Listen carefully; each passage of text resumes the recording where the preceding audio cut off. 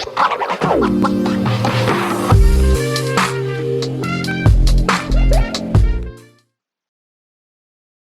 hello, and welcome back to another podcast episode with Brittney Bundles. You are listening to the Brittney Bundles podcast, where we empower people through entrepreneurship. And today what I'd like to talk about is what you say versus how you say.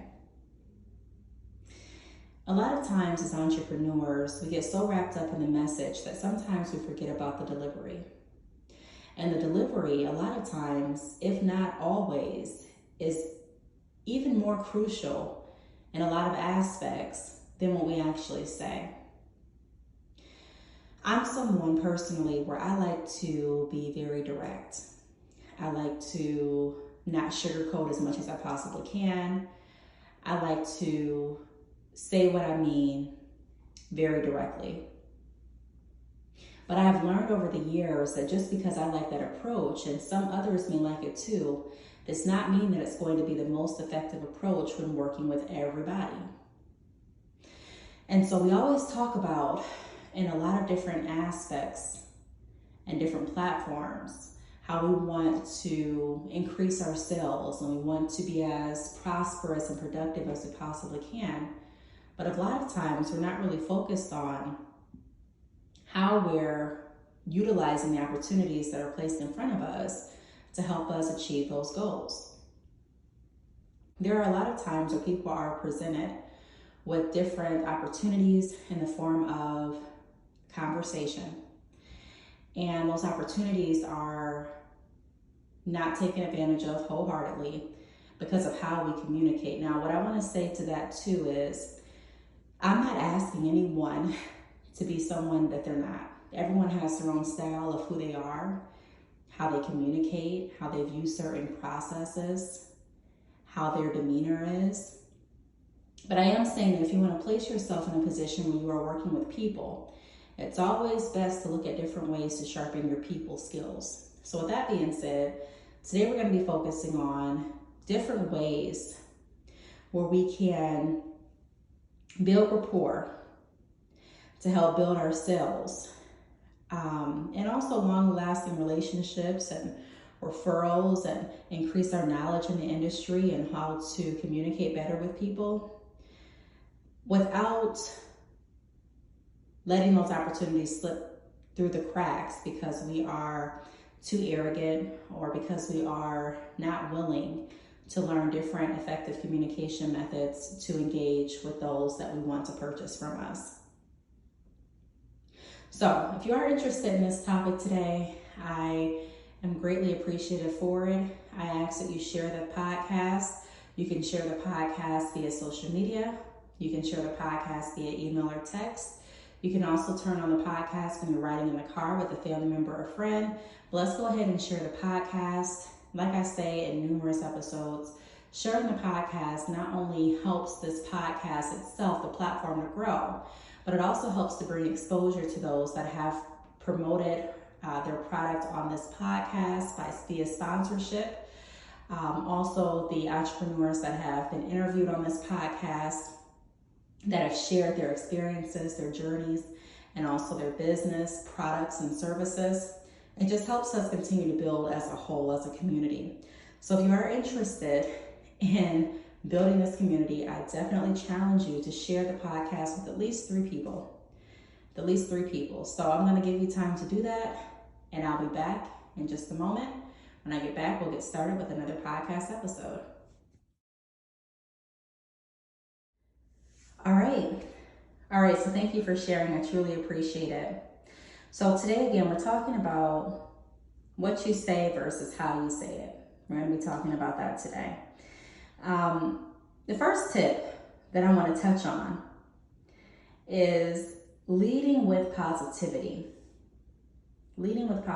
So, like I mentioned in the beginning of the podcast, a lot of times we are asking for different opportunities to increase our positions financially, successfully, and also just in general with our personal and our business lives. And most often we can find that we're becoming, or that we are, our worst enemies. meaning that sometimes we put our foot in our mouths, or sometimes we don't open our mouths, or sometimes we are not able to fully understand what that person is asking or wanting for us to be able to fully provide that need. And other times we are so wrapped up in trying to get on to the next task that we may not take the necessary time required to be as patient as we need to identify what the best effective communication method with that specific customer or potential client is. When you are in a position of running a business, it's deeper. Like I've seen a lot of different videos on my YouTube channel at Brittney Bundles. Check it out if you haven't already. And also I say that a lot of times on my podcast. Being an entrepreneur, being a successful entrepreneur, in my opinion, is more than finding a product to sell. It's more than knowing how to price out your products. But another part of that aspect and that journey is being able to find a way to solve issues, find a way to be able to connect and build relationships with people. That's what it always has boiled down to and circled back to for me and a lot of people that I work with.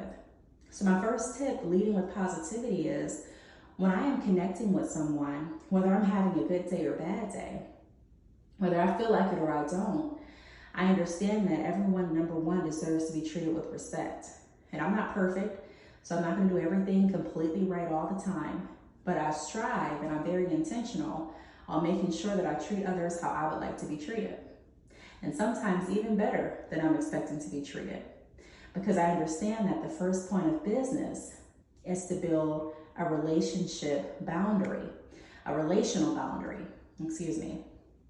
meaning that I want whoever is working with me to know that they can come to me, they can ask questions, they can come to me, they can share concerns, they can come to me with feedback or corrective criticism, they can come to me with requests, and everything's heard. Now, it doesn't mean that I'm going to agree with everything. It doesn't mean that I'm going to move how anyone's wanting me to move every single time there's something that needs to be taken care of. But it does mean that you know you're working with someone with integrity and respect, and that goes a long way. I have a lot of repeat customers and clients, not just because they love my products and my products are the best out there. Now, I don't want to toot my own horn, but I do also take good pride in providing quality services and products. So not only am I making sure that my products and services are up to par, but I'm also making sure that when they come over to me, their customer service experience is phenomenal. And I think when we talk about having a phenomenal customer service experience, for the most part, a lot of people are looking for like a magic trick, right? They're looking like, well, what else do I need to do? When a lot of times, just making sure that you are pleasant, making sure that you have a peaceful and professional, respectful tone, and some other things that we're going to go over later in the podcast, really goes a long way. And also, not to mention active listening, meaning really listening to what that person is saying and really trying to understand where they're coming from so that you can come back with a tailored, professional recommendation that makes sense, right? That someone would almost have to say yes to in order to solve the need that they express to you or the one that they express to you. The second point that I just touched on is tone. So a lot of times when I'm communicating with people, even before I started my business and I was working in a call center, I used to work in the sales department, customer service department, and also the retention department. And working in the retention department, it really taught me a lot. But one of the things that it taught me was how to match tone. Now, I'm not saying match someone's tone. If someone's screaming at you, you scream back. I'm not saying that. But a lot of times, if people are calling in very happy and upbeat, and I'm like, look, I really haven't even had my coffee. I'm not lively and upbeat. I'm not going to be someone I'm not, but I am going to try to match their energy. So they're super excited. I want to join in on the excitement as well. I want to build that rapport and that relationship to find out what they're excited about. I want to talk a little bit about that without losing focus on what they initially called for. And I want them to feel free to open up to me and to be happy. How many times have you been happy and you've gone outside of your comfort zone, so your house or your car or your job, you meet up with someone else and their whole vibe is off. It's completely opposite than what you're giving. It's not happy. It's not joyous. There's no pep in their voice, pep in their step. They're very monotone. They're not excited. They're really depressed and down, or it seems as if they're depressed or down.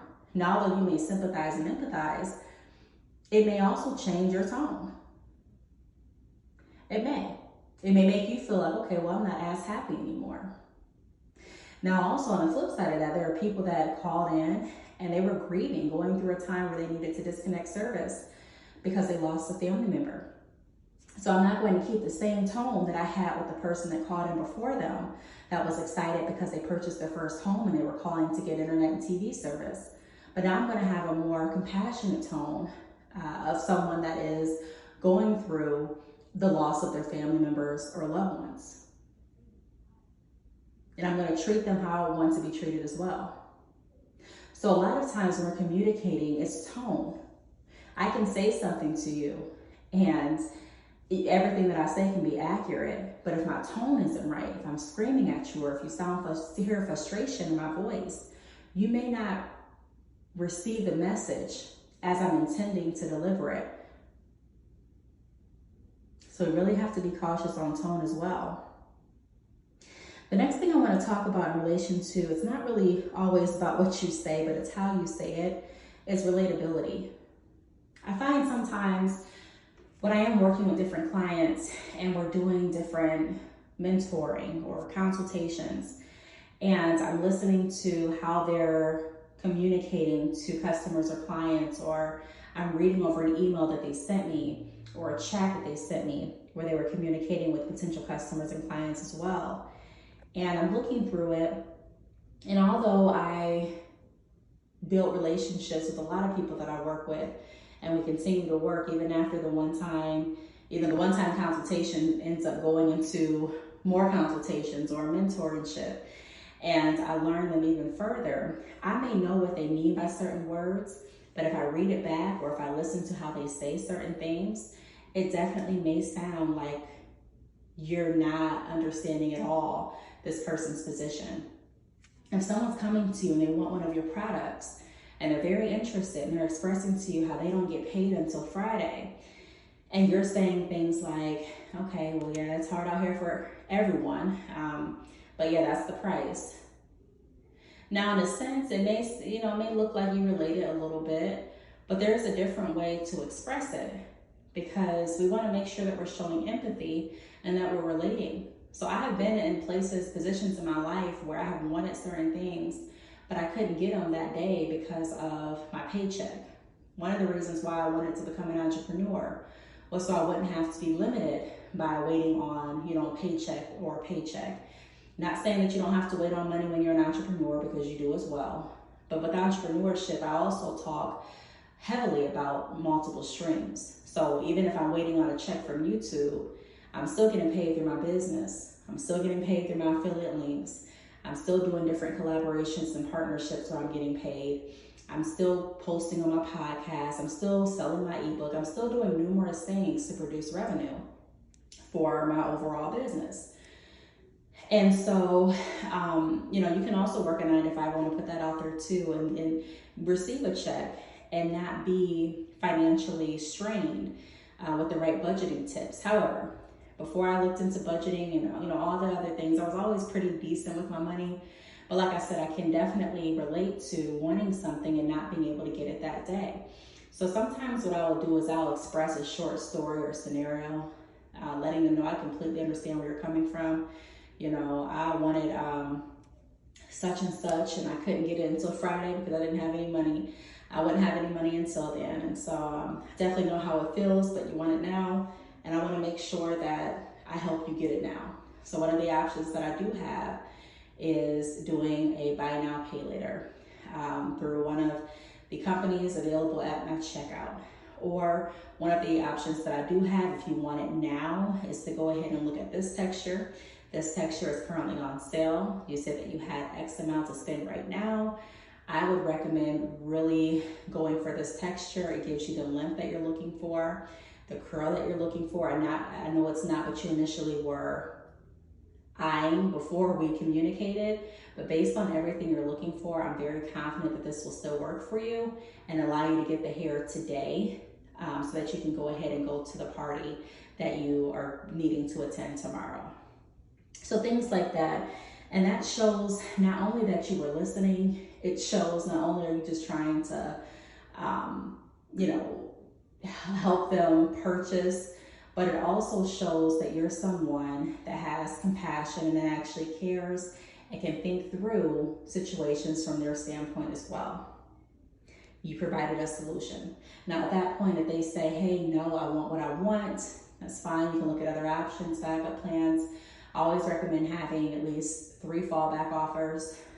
But even if they decline off the offers, at least you walk away from the situation knowing that you did everything that you could possibly do and that you were relatable and that you did show compassion, that your tone was definitely a professional one that met theirs, and that you were leading with positivity.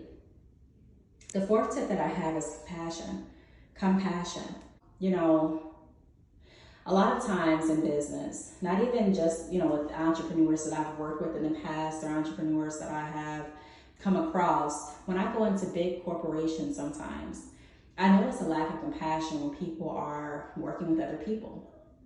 And sometimes it seems like people that have their stuff, or, you know, people were, how can I say this? Sometimes it seems like certain people that look like they have their stuff together will act in an arrogant way to make others feel less than. Maybe not intentionally, and maybe sometimes they do it intentionally.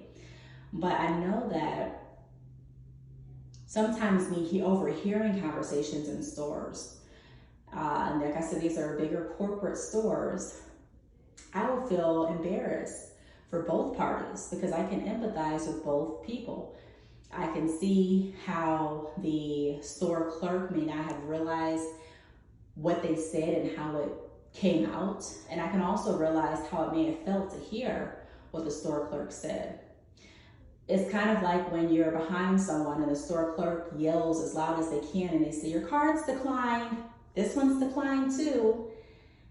And for me, a lot of times my heart goes out because it's like, you want to have a little bit more compassion in that situation, because I know that I wouldn't want to come back to the store and even try to shop if I knew that there was a chance that if my card declined, it was going to be broadcasted across the whole store.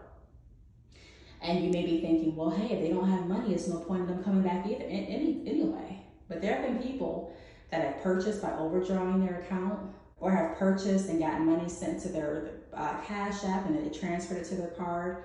So making sure that we don't count out customers because we are assuming that we know what they have and what they don't have, or because we are not even thinking about how they feel.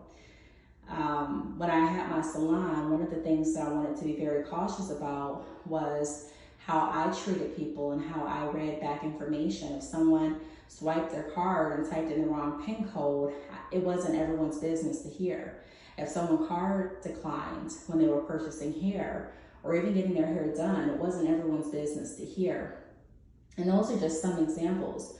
But showing compassion when someone is coming to you and they're expressing their frustration or their concern, hey, I've been on your website 6 times and I still can't find out how to check out.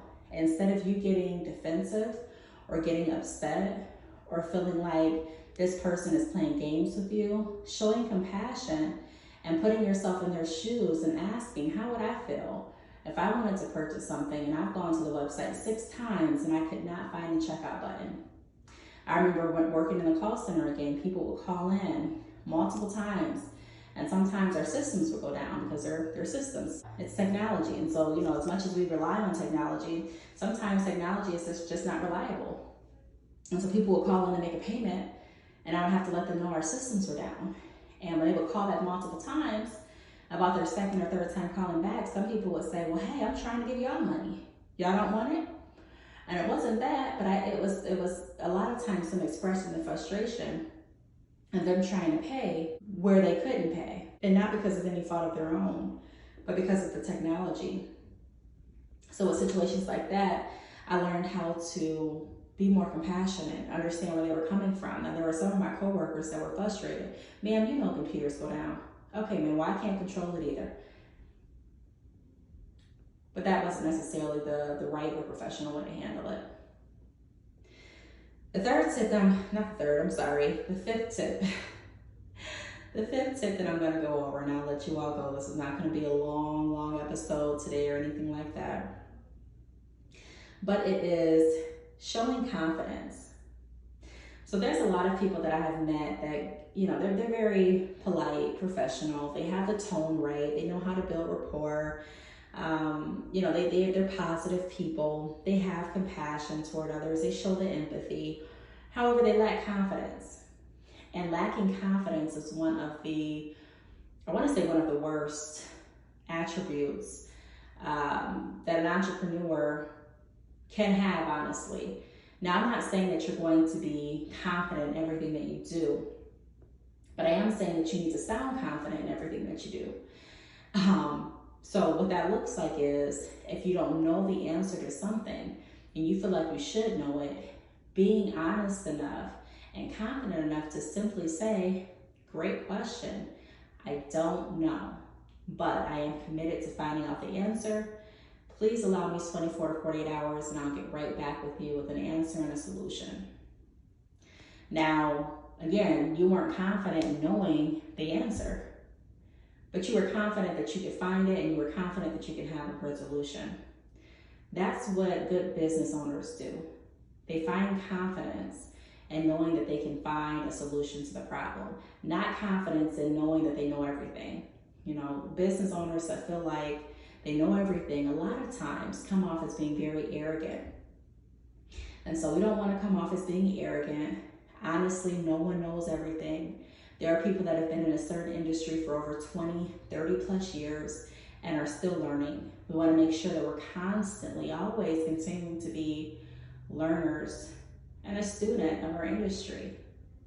There's so much more to learn than what we know.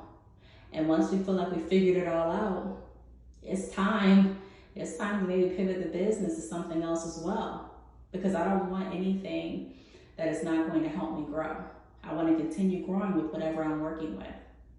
And so being confident is not only going to help secure more sales, but it's also going to help people feel like they have an expert.